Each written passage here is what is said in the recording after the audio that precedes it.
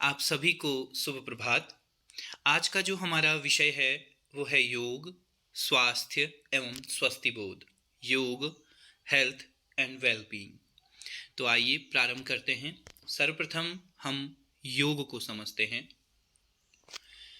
योग हमारे ऋषि मुनियों द्वारा प्रदत्त एक ऐसी विद्या है जिससे हम शारीरिक, मानसिक, सामाजिक, संवेगात्मक एवं बौद्धिक रूप से स्वस्थ हो सकते हैं। आज से कई हजारों साल पहले हमारे ऋषि मुनियों की शोध का परिणाम यह योग विद्या आज आम जन जन तक कल्याणकारी हो रही है। योग अपने आप में गूढ़ और जटिल शब्द है। हम इसकी जितनी गहराई में जाएं उतना यह गहन होता जाता है। योग शब्द संस्कृत के युज धातु से बना है, जिसका अर्थ है जोड़ना, किसी वस्तु से स्वयं को जोड़ना अथवा किसी कार्य में लग जाना, एकीकृत कर लेना। अंग्रेजी में योग, जो योग शब्द है वो योग से जुड़ा हुआ है, योग शब्द से बना है, जिसका मतलब है टू गो इनटू हार्डनेस अथवा टू बकल टू, अर्थात किसी कार्य के लिए आरूढ़ हो जाना या कमर कस लेना। योग जुए को भी कहते हैं, जिसमें हम दो बैलों को साध के रखते हैं। अर्थात क्या है, जो दो लोगों को कनेक्ट कर रहा है, वहां पर दो बैलों को कनेक्ट करने वाला योग शब्द है। ठीक है, ऐसे ही दो लिखा है ना, दो चीजों को जोड़ने वाला, दो लोगों को मिलाने वाला जो शब्द है वो योग है। हम ये भी कह सकते हैं कि साधारण भाषा में अच्छे स्वास्थ्य को अपने शरीर से जोड़ना योग है।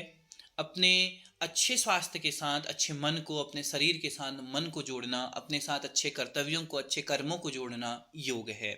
सबसे साधारण भाषा में जब हम बात करें, हम बात कर रहे थे योग शब्द संस्कृत के युज धातु से बना है। जो संस्कृत का पाणिनि गण पाठ है उसमें 3 युज धातुएं हैं, दिवादि गणीय, रुधादि गणीय और चुरादि गणीय। दिवादि गणीय युज, जिसका अर्थ है युज समाधि, अर्थात योग समाधि है। सम माने होता है सम्यक।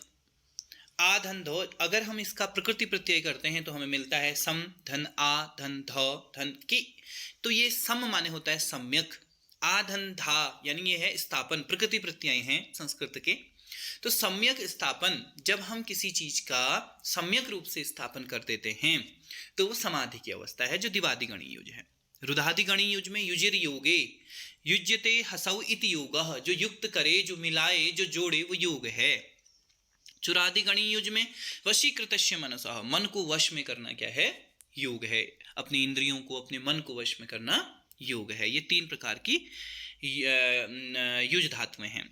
योग को अलग अलग ग्रंथों में विद्वानों ने अपने अपने तरीके से परिभाषित किया है। जैसे हम गणित में कहें योग तो 2 + 2 = 4, 2 धन 2 बराबर 4, 2 में 2 जुड़कर 4 हो गए। रसायन शास्त्र में कहें 2 या 2 से अधिक अभिकारकों का आपस में जुड़कर एक नए उत्पाद को बनाना योग है। जैसे Na एक अभिकारक है और Cl एक अभिकारक है, यानी Na एक पदार्थ है, Cl एक पदार्थ है। जब ये दोनों मिल जाते हैं तो NaCl। ऐसे ही हाइड्रोजन और ऑक्सीजन, तो H2O यानी जल, इन 2 पदार्थों को मिलने से क्या बना, जल बना। वहां Na और Cl को मिलने से NaCl, सोडियम क्लोराइड यानी नमक मिला। ऐसे ही महर्षि व्यास कहते हैं योगः समाधि, अर्थात सतचित आनंद के स्वरूप का साक्षात्कार कर लेना। सत माने सत्य, चित माने चित है जिसका आनंद, जो चित को आनंद देता है, ऐसी सत्य को प्राप्त कर लेना, उसका साक्षात्कार कर लेना समाधि है। तो महर्षि व्यास कहते हैं कि योग समाधि है। आगे बढ़ते हैं तो ऐसे ही विभिन्न ग्रंथों में, उपनिषदों में, भगवद गीता में और योग सूत्र में योग की परिभाषाएं दी गई हैं। इसके अलावा भी विभिन्न मतों में, संप्रदायों में भी योग की परिभाषाओं का वर्णन मिलता है। कठोपनिषद कहता है कि यदा पंचावतिष्ठन्ति ज्ञानानि मनसा सह बुद्धिश्च न विचेष्टति तामाहु परमां गतिम ताम योगमिति मन्यते स्थिराम इंद्रिय धारणाम अप्रमस्तदा भवति योगो ही प्रभवाप्ययो। अर्थात जब 5 इंद्रियां मन के साथ स्थिर हो जाती हैं और मन निश्चल बुद्धि के साथ आ जाता है, उस अवस्था को परम गति कहते हैं। और इंद्रियों की वही स्थिर अवधारणा क्या है, योग है। और योग को प्राप्त हुआ व्यक्ति प्रमाद रहित हो जाता है, ऐसा कठोपनिषद कहता है। ऐसे ही अनेक उपनिषदों में, चाहे हम मैत्रायणी उपनिषद की बात लें, ये भी कहते हैं कि मन, प्राण और इंद्रियों का एक हो जाना योग है। फिर योग शिखोपनिषद भी ऐसा ही कहता है कि यो अपान प्राणियोरेख्यम रजसो रेतसो तथा सूर्य चंद्रम स्वरो योगात् जीवात्मनो परमात्मनो एवतु दंडजालस्य संयोगो योग उच्यते। अर्थात अपान और पान का संयोग, प्राण का संयोग, स्वरज और रेतस का संयोग, सूर्य और चंद्र स्वर का संयोग, जीवात्मा और परमात्मा का संयोग, इस प्रकार के जितने भी द्वंद्व हैं इनका संयोग क्या है? योग है। श्रीमद् भगवद गीता के अनुसार, श्रीमद् भगवद गीता में भगवान श्री कृष्ण, योगेश्वर श्री कृष्ण अर्जुन को उपदेश देते हुए गीता की परिभाषा में कहते हैं कि योगस्थः कुरु कर्माणि संग त्यक्त्वा धनंजयः सिद्धि असिद्धियों समो भूत्वा समत्वम योग उच्यते। अर्थात हे धनंजय, आसक्ति को त्याग कर समत्व भाव से कार्य कर। अर्थात जहाँ जिस कर्म में हम आसक्ति नहीं रखें, ऐसा कर्म जो आसक्ति के बिना किया गया है, ऐसे कर्म, और क्या, सिद्धि और असिद्धि में समान बुद्धि रखना। सिद्धि और असिद्धि में, सफलता और असफलता में सम हो जाना। चाहे वो सुख दुख हो, जय पराजय हो, शीत उष्ण आदि द्वंद्व हैं, इनमें एक रसता आ जाना, समान हो जाना, ज़्यादा प्रभावित ना हो पाना, ये योग है। सामान्य भाषा में बात करें तो हम दुखों में भी, कठिन परिस्थितियों में भी खुद को बैलेंस रखने में जब हम सक्षम हो पाएं तो वो योग है। ऐसे ही दूसरी परिभाषा में कहा गया है बुद्धि युक्तो जहातिह उभे सुकृत दुष्कृते तस्माद् योगाय जस्व योगः कर्मसु कौशलम। अर्थात कर्मों को कुशलता पूर्वक करना क्या है? योग है। महर्षि पतंजलि कहते हैं योगस् चित्त वृत्ति निरोधः, चित्त की वृत्तियों का निरोध योग है। जब आपके चित्त, या अर्थात साधारण भाषा में और इसे समझने की कोशिश करें तो मन की जितनी वृत्तियां हैं, जितने विकार हैं, उनका निरोध हो जाना क्या है? योग है। ये तो योग की बात की। योग की अनेक परंपराएं भी हैं। जैसे हम बेसिकली दो परंपराओं की बात करते हैं, एक आदि योगी जिसे हम शैव परंपरा या हठ योग कहते हैं, और दूसरा वैष्णव परंपरा में अगर हम बात करें तो भगवान श्री कृष्ण ने योग का उपदेश जो है दिया था। यानी वैष्णव परंपरा में वो कहते भी हैं कि चौथे अध्याय के प्रथम श्लोक में इमं विवस्वते योगम प्रोक्तवान अहम अव्ययम, कि मैंने तुमसे पहले यह ज्ञान सूर्य को दिया था, यानी हजारों साल पहले यह ज्ञान दिया था। और आप जानते हैं कि योग हमारे हजारों साल पहले से चला हुआ आ रहा है, ऋषि मुनियों की परंपरा है। वेद शास्त्र ग्रंथों में इनका वर्णन है। हड़प्पा सभ्यता और सिंधु घाटी सभ्यता में भी इसके अवशेष देखने को मिलते हैं। योग की अनेक परंपराएं हैं। जैसे हम ये कह दें कि राजयोग, कर्म योग, भक्ति योग, ज्ञान योग, पातंजल योग, कुंडलिनी योग, ध्यान योग, नाद योग, जैन योग, बौद्ध योग, स्वर योग, ऐसे ही कई संप्रदायों में ये बटा हुआ है और सबका लक्ष्य वही है कि एक हो जाना, एकीकृत हो जाना। ठीक है, अब हम बात करते हैं स्वास्थ्य की। देखिए स्वास्थ्य क्या है? स्व धन स्थ, अर्थात खुद में, स्वयं में स्थिर हो जाना क्या है? स्वास्थ्य है। ठीक है, मनुष्य के जीवन में स्वास्थ्य का महत्वपूर्ण स्थान है। स्वास्थ्य व्यक्ति की अमूल्य निधि है। यह केवल व्यक्ति विशेष को प्रभावित नहीं करता, बल्कि जिस समाज में वह रहता है उस संपूर्ण समाज को प्रभावित करता है।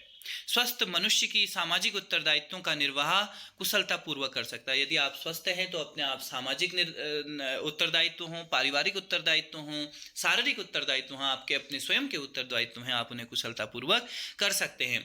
इसीलिए कहते हैं कि यदि धन खो गया तो कुछ नहीं खोया, यदि चरित्र खो गया तो कुछ खो गया, पर यदि स्वास्थ्य खो गया तो सब कुछ खो गया। बेसिकली ये थोड़ा सा संशोधित रूप में हमने स्वास्थ्य के परिप्रेक्ष्य में कहा, जबकि ऐसा भी कहा जा सकता था कि if wealth is lost nothing is lost, if health is lost something is lost, but if character is lost then everything is lost. वास्तविकता में ये जो मुहावरा है कुछ ऐसे है कि यदि चरित्र खो गया तो सब कुछ खो गया। लेकिन चरित्र क्या है? एक अच्छे स्वास्थ्य की निशानी है। क्योंकि अगर हम मानसिक विकृतियों से घिरे हुए होंगे, हमारे जो विकृतियां हमारे मन में भरी होंगी तो वो हमारे चरित्र में रिफ्लेक्ट होती हैं। तो एक अच्छे स्वास्थ्य की निशानी एक अच्छा चरित्र भी है। इसीलिए अगर हमने स्वास्थ्य खोया तो कुछ खोया, और स्वास्थ्य खोते खोते हम ऐसी स्थिति पर आ गए जहां पर हम अपना चरित्र भी खो रहे हैं। श्री दुर्गा सप्तशती अर्गला स्रोत में कहा कि देहि सौभाग्यम आरोग्यम देहिने परम सुखम, अर्थात हे परमेश्वर या हे देवी, हमें ऐसा वरदान दो कि हम आरोग्यता के साथ जिएं। क्योंकि आरोग्यता ही परम सुख है। और हम कहते भी हैं ना कि पहला सुख निरोगी काया, दूजा सुख घर में हो माया। तो पहला सुख सबसे पहली बात क्या है? निरोगी काया है। चरक संहिता कहती है धर्मार्थ काम मोक्षाणाम आरोग्य मूलोत्तमम। धर्म, अर्थ, काम और मोक्ष, ये 4 पुरुषार्थ प्राप्त करने के लिए आपको आरोग्य होना आवश्यक है। शरीर के 4 पुरुषार्थ हैं, धर्म, अर्थ, काम और मोक्ष। और हमारे उपनिषद भी कहते हैं कि शरीरम आद्यम खलु धर्म साधनम, कि शरीर ही सारे कर्तव्यों को पूरा करने का एकमात्र साधन है। क्योंकि बिना शरीर के आप किसी भी कर्तव्यों को, चाहे आप सोचिए कि बिना शरीर के कोई भी कार्य कर पाना कितना कठिन हो सकता है, आप केवल इसकी कल्पना मात्र से ही समझ सकते हैं। इसलिए शरीर को स्वस्थ रखना बेहद आवश्यक है, क्योंकि सारे कर्तव्य और कार्यों की सिद्धि इसी शरीर के माध्यम से होती है। अतः इस अनमोल शरीर की रक्षा करना और उसे निरोगी रखना हमारा सर्वप्रथम कर्तव्य होना चाहिए। स्वास्थ्य की परिभाषाएं अलग अलग महापुरुषों ने अलग अलग परिभाषाएं दी हैं। देखिए, संस्कृत की बात करें जब हम, तो संस्कृत व्युत्पत्ति के अनुसार स्वस्मिन् तिष्ठति इति स्वस्थः, जो स्व में रहता है वह स्वस्थ है। शारीरिक रूप से, मानसिक रूप से, सांवेगिक रूप से, आध्यात्मिक रूप से, बौद्धिक रूप से जो स्थिर रहता है, ठीक है, वो स्वस्थ है। महर्षि चरक के अनुसार स्वास्थ्य शब्द का शाब्दिक अर्थ है शरीर एवं मस्तिष्क की ऐसी अवस्था में होना जिससे वह सभी कार्य सुचारू रूप से कर सकें। वेबस्टर कहते हैं शरीर, मन तथा चेतना की ओजस्वी अवस्था जिसमें समस्त शारीरिक बीमारी और दर्द का अभाव हो, ऐसी स्थिति को स्वास्थ्य कहते हैं। देखिए, अलग अलग विद्वानों ने अपने अपने अनुसार कहा है। ऑक्सफोर्ड इंग्लिश कोश क्या कहता है कि शरीर और मन की तेजपूर्ण स्थिति, ऐसी अवस्था जिसमें समस्त शारीरिक और मानसिक कार्य समय से और पूरी क्षमता से संपादित हो रहे हों, ऐसी अवस्था को स्वास्थ्य कहते हैं। देखिए, शरीर और मन दोनों के साथ जब हम बैलेंस होकर काम कर रहे हैं, जिसे भगवद गीता में भी क्या कहते हैं, समत्वम योग उच्यते, समता भाव वाला जो स्थिति है, स्वास्थ्य को प्राप्त करने के लिए वही माध्यम योग भी है। ठीक है, तो WHO कहता है, 1948 में WHO ने परिभाषा दी, तो उन्होंने क्या कहा कि दैहिक, मानसिक और सामाजिक रूप से पूर्णतः स्वस्थ होना, समस्या विहीन होना ही स्वास्थ्य है। या किसी व्यक्ति की मानसिक, शारीरिक और सामाजिक रूप से अच्छे होने की स्थिति को क्या कहते हैं? स्वास्थ्य कहते हैं। देखो, स्वास्थ्य सिर्फ बीमारियों की अनुपस्थिति नहीं है कि मुझे कोई रोग नहीं है, वो स्वास्थ्य नहीं है। स्वास्थ्य वो है कि जब हमें सर्वांगीण स्वास्थ्य के बारे में जानकारी होना बहुत आवश्यक है। स्वास्थ्य का अर्थ विभिन्न लोगों के लिए अलग अलग होता है, लेकिन अगर हम सार्वभौमिक दृष्टिकोण से बात करें तो अपने आप को स्वस्थ कहने का यह अर्थ होता है कि अपने जीवन में आने वाली सभी सामाजिक, शारीरिक, भावनात्मक चुनौतियों का प्रबंधन करने में सफलतापूर्वक यदि हम सक्षम हैं तो हम क्या हैं? स्वस्थ हैं। अब हम बात करते हैं, देखो, विश्व स्वास्थ्य संगठन की बात करते हैं तो हम आयुर्वेद की बात भी करते हैं। आज से हजारों साल पहले हमारे ऋषि मुनियों ने जो गहन अध्ययन किया, जिसके परिणाम स्वरूप महर्षि चरक ने चरक संहिता के रूप में हमें मेडिकल साइंस दी, तो वो कहते हैं कि समदोषः समाग्निश्च समधातुमलक्रियः प्रसन्नाम आत्मनेन्द्रियः मनः आत्मेन्द्रिय मनः स्वस्थ इत्यभिधीयते। अर्थात जब आपके शरीर के दोष, यानी 3 दोष होते हैं, वात, पित्त और कफ, ये समान हो, समाग्निश्च अग्नि सम हो, 13 अग्नि मानी गई हैं, 1 जठराग्नि, 7 धात्वाग्नि और 5 भूताग्नि। भूताग्नि वही भूत हैं, पंचमहाभूत, जिसे हम कहते हैं क्षितिजल पावक गगन समीरा पंच रचित इति अधम शरीरा। अर्थात पृथ्वी, जल, अग्नि, वायु और आकाश, इन 5 तत्वों से हमारा शरीर बना है। तो शरीर में इन 5 तत्वों की अग्नि भी उपस्थित है। ऐसे ही 1 जठराग्नि होगी, 7 धात्वाग्नि, धातुओं के बारे में पढ़ेंगे, उनकी अग्नि भी समझेंगे। तो 7 धातुएं जो समान होनी चाहिए वो कौन सी हैं? जब भी हम भोजन करते हैं तो 7 भागों में विभक्त होता है। रस, सर्वप्रथम रस से रक्त, फिर मांस, मेद, अस्थि, मज्जा और वीर यानी शुक्र के रूप में। तो ये 7 धातुएं भी समान होनी चाहिए। मल क्रिया, मल और मूत्र की क्रिया भी क्या होनी चाहिए? जो भी अवशिष्ट पदार्थ हैं वो क्या कहते हैं, आपके शरीर से प्रॉपर रूप से बाहर आते रहें। मल मूत्र की क्रिया जो है समान रूप से या अच्छी भली भांति चलती रहे।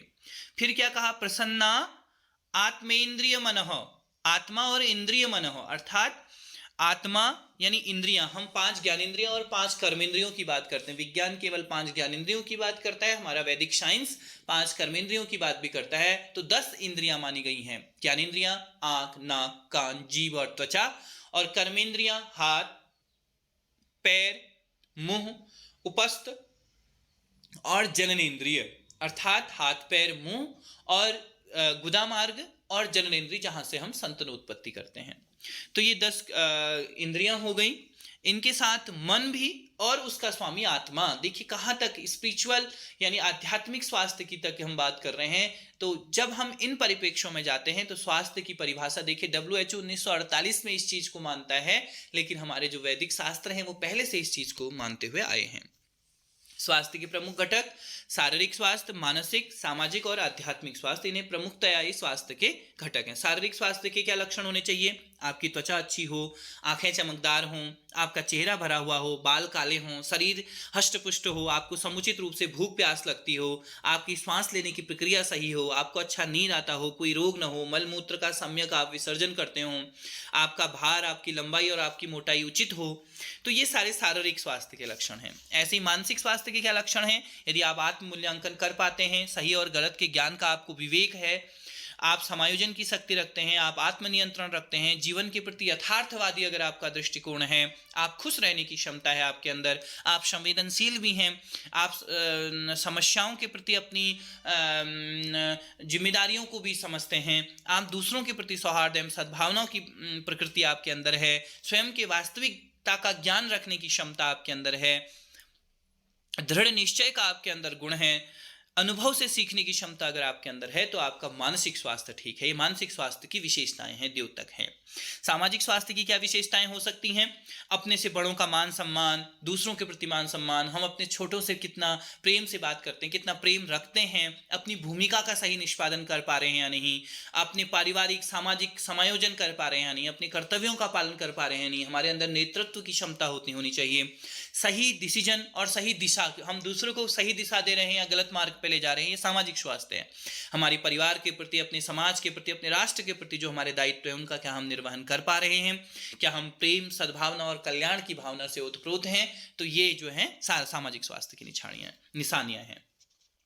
अब बात करते हैं आध्यात्मिक स्वास्थ्य की। जब हम आध्यात्मिक स्वास्थ्य की बात करते हैं तो हम उस ईश सत्ता पर, जिसे हम आप किसी नाम, रूप, गुण, आकार से अथवा निराकार रूप में जानते हो या मानते हो, आप उसके प्रति कितनी श्रद्धा रखते हैं, कितना विश्वास रखते हैं, उस असीम सत्ता पर विश्वास रखना, सत्य, अहिंसा, अस्तेय, ब्रह्मचर्य इनका पालन करना, शौच, संतोष, ये भाव होना आपके अंदर, शरीर और मन में विचार शुद्ध होना आपके अंदर। देखिए मैंने तभी कहा था कि if character is lost then everything is lost. जब हम चरित्र की बात कर रहे थे तो चरित्र भी एक अच्छे स्वास्थ्य की निशानी है, क्योंकि अच्छा स्वास्थ्य तभी होगा जब आपके मन और आपके विचार शुद्ध होंगे, तो आपका चरित्र भी शुद्ध होने लगेगा, क्योंकि मन का रिफ्लेक्शन ही हमारा शरीर है। मनोमय कोश का जो प्रतिबिंब है, प्राणमय, मनोमय, इनका जो दिखता है हमें, वो अन्नमय कोश दिखता है, यानी हमारा स्थूल शरीर दिखता है। तो स्थूल शरीर से ही हम अपनी बातों को रख पाते हैं, समझ पाते हैं, देख पाते हैं। तो हमारा चरित्र भी इसकी एक निशानी है। हम जीवों पर दया करते हैं, नहीं करते, हमारा इंद्रियों पर कितना नियंत्रण है, हम विकार, हमारे जो राग द्वेष हैं, क्लेश हैं हमारे, हम उनके प्रति कितने चिंतनशील हैं, कितने हम अगर राग द्वेष की भावना से दूर हैं, तो ये जो है आध्यात्मिक स्वास्थ्य की निशानियां हैं। तो ये थे स्वास्थ्य की बात। अब हम बात करते हैं अंतिम जो आज का बिंदु है, वो है प्रसन्नता यानी स्वस्ति बोध। देखिए प्रसन्नता के अपने अपने मायने हो सकते हैं, बेसिकली इसको परिभाषित करना थोड़ा मुश्किल है। तो प्रसन्नता क्या है? मानव में पाई जाने वाली सकारात्मक भावना है, अपनी इच्छाओं की पूर्ति होना, संतुष्ट होना इच्छाओं की पूर्ति से, अपने दिन रात के जीवन की गतिविधियों को अपनी इच्छाओं के अनुकूल पा लेना, वो है। जैसे किसी के लिए खुशी का मतलब यह है कि पैसा, किसी के लिए शांति, तो हर किसी के लिए खुशी के मायने अलग अलग हो सकते हैं। किसी जटिल समस्या का समाधान प्राप्त हो गया, वो भी है। देखिए आपको कोई डिजर्टेशन से संबंधित काम करना था और आपको उसका कोई समाधान मिल गया, तो आप खुश हो जाते हैं।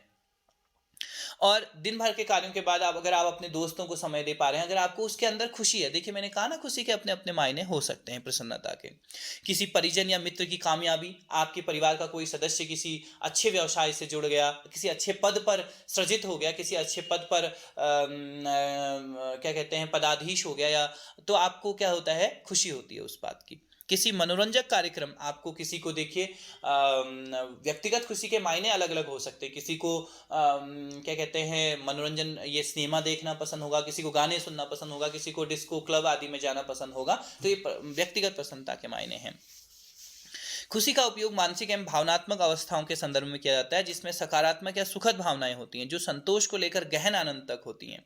इसका उपयोग जीवन संतुष्टि, व्यक्तिपरक कल्याण, उत्कर्ष और कल्याण के संदर्भ में किया जाता है। 1960 के दशक के बाद खुशी का अनुसंधान विभिन्न प्रकार के वैज्ञानिक विषयों में आयोजित किया गया है जिसमें सामाजिक मनोविज्ञान और सकारात्मक मनोविज्ञान, नैदानिक और चिकित्सा अनुसंधान एवं खुशी अर्थशास्त्र शामिल है। डैनियल कहमेन ने खुशी को इस प्रकार परिभाषित किया कि मुझे यहाँ और अब जो अनुभव है, आनंद की परिभाषा का यह प्रयोग प्रचलित है। मुझे इस समय कैसा महसूस हो रहा है, अगर मैं इस समय अच्छा महसूस कर रहा हूँ, भावनात्मक रूप से सकारात्मक महसूस कर रहा हूँ तो मैं खुश हूँ। इस तरीके से जीवन की संतुष्टि का मूल्यांकन अलग अलग इसके डायमेंशन हो सकती हैं, अलग अलग विमाएँ हो सकती हैं, इसके अलग अलग आयाम हो सकते हैं खुशी के। बेसिकली खुशी पे जितना मेरी जानकारी में है कि दो मुख्यतया मेरे जानकारी के अनुसार दो मॉडल जो प्रसन्नता के हैं, हेडोनिज्म मॉडल और डिजायर मॉडल। जो हेडोनिज्म मॉडल है वो सुखवादी मॉडल है। बेसिकली सुखवादी मॉडल अगर हम इसे चार्वाक दर्शन के अनुसार कहें तो यावत जीवेत सुखम जीवेत, ऋणम कृत्वा घृतम पिबेत, भस्मीभूतस्य देहस्य पुनरागमन कुरुत कुतः, अर्थात कि ऋण लेकर भी अगर आपको संसाधन जुटाने पड़े, उधार लेकर भी अगर आपको अपना सुख, भौतिक सुखों की पूर्ति करनी पड़े तो इसे इसीलिए इसे सुखवादी मॉडल कहा गया। तो इस तरीके का जो मॉडल है कि चार्वाक जी कहते हैं कि जब तक जिए सुखपूर्वक जिए, उधार लेने के बाद भी अगर आपको भौतिक सुखों की पूर्ति करनी है तो आप कीजिए, क्योंकि मृत्यु के बाद किसी को वहां से वापस आते हुए नहीं देखा। तो इस तरीके की जो खुशी की क्या कहते हैं मॉडल है वो ये है कि भौतिकवादी सुख आप किस तरीके से प्राप्त कर सकते हैं। दूसरा है प्रसन्नता का डिजायर मॉडल। यहाँ पर जब हम डिजायर मॉडल की बात करते हैं तो हम व्यक्ति के केवल प्रसन्नता की बात नहीं करते, हम इसके मायने अलग अलग हो सकते हैं, लेकिन ये जो खुशी की बात है ये सार्वभौमिक खुशी की बात है। जब हम क्या कहते हैं बेसिकली अब हम जो वेलबींग शब्द का प्रयोग है, सही शब्द का प्रयोग हम यहाँ से शुरू करना चाहिए, जबकि आप शारीरिक रूप से, मानसिक रूप से, संवेगात्मक रूप से, सामाजिक रूप से, अपने भावनात्मक रूप से, अपने क्या कहते हैं बौद्धिक रूप से जब हम प्रसन्न हैं और हम अपने आसपास के वातावरण को मंगलमय बना पा रहे हैं, स्वस्तिमय बना पा रहे हैं, खुशमय वातावरण बना पा रहे हैं, तो वो एक वेलबींग की कामना है जो कि योग के द्वारा संभव है। हमारे ऋषि मुनि भी ऐसा ही कहते थे, उनकी कामना यही थी कि सर्वेषां स्वस्तिर्भवतु, सर्वेषां शांतिर्भवतु, सर्वेषां पूर्णं भवतु, सर्वेषां मंगलम भवतु। वास्तविकता में यही खुशी के मायने हैं कि देखिए जो दूसरों की खुशी के साथ चलते हुए केवल अपनी खुशी, जैसे मैंने उधार तो ले लिया, मैंने अपनी खुशी तो पूरी कर ली, लेकिन जिससे उधार लिया उनको उन पैसों की आवश्यकता होगी, तो हमें ये भी देखना है। तो इस तरीके से कई आयाम मैंने आपको बताए कि खुशी के विभिन्न आयाम हो सकते हैं प्रसन्नता के। हर किसी के लिए स्वस्तिबोध के विभिन्न मुख्यतया जो आयामों की चर्चा की जाती है वो जैसे हम कहते हैं कि सामाजिक स्वस्तिबोध है या वृत्ति स्वस्तिबोध है। आप अपने कार्यों में जहां आप काम कर रहे हैं वहां से आप कितने संतुष्ट हैं, जहां आप अपना आजीविका के लिए आप काम कर रहे हैं, जैसे आप ऑफिस वर्क करते हैं, आप स्कूल क्लास में पढ़ रहे हैं, ऐसी विषय निष्ठा, आप कितनी चीज़ों को सकारात्मक या नकारात्मक दृष्टिकोण से देखते हैं, सामाजिक, आप समाज के प्रति आपका दृष्टिकोण क्या है, क्या आपको समाज से खुशी मिलती है, इस तरीके की जो भावनाएं हैं। आध्यात्मिक, आप ईश्वर के प्रति आपका क्या रवैया है, आप क्या सोचते हैं, और ईश्वर का जैसे हम कई बार मंदिर में भजन कीर्तन करते हैं तो हमें खुशी मिलती है, आत्मिक शांति मिलती है, प्रसन्नता मिलती है। तो ऐसे ही इमोशनली आप कितने परिपक्व हैं, कितने आप इमोशनल रूप से क्या कहते हैं हैप्पीनेस को मेंटेन कर सकते हैं। तो ये सारे आयाम जो हैं स्वास्थ्य के आयाम हैं और यही प्रसन्नता के आयाम भी हैं। योग द्वारा ये सब कुछ संभव है, इसीलिए हमारे ऋषि मुनियों ने सर्वे भवन्तु सुखिनः, सर्वे सन्तु निरामया, सर्वे भद्राणि पश्यन्तु मा कश्चित् दुःखभाग् भवेत् की भावना के साथ काम किया करा और ये योग जैसा शास्त्र हमें दिया। तो आज के लिए इतना ही। सर्वेषां मंगलम भवतु। धन्यवाद। आपका दिन मंगलमय हो।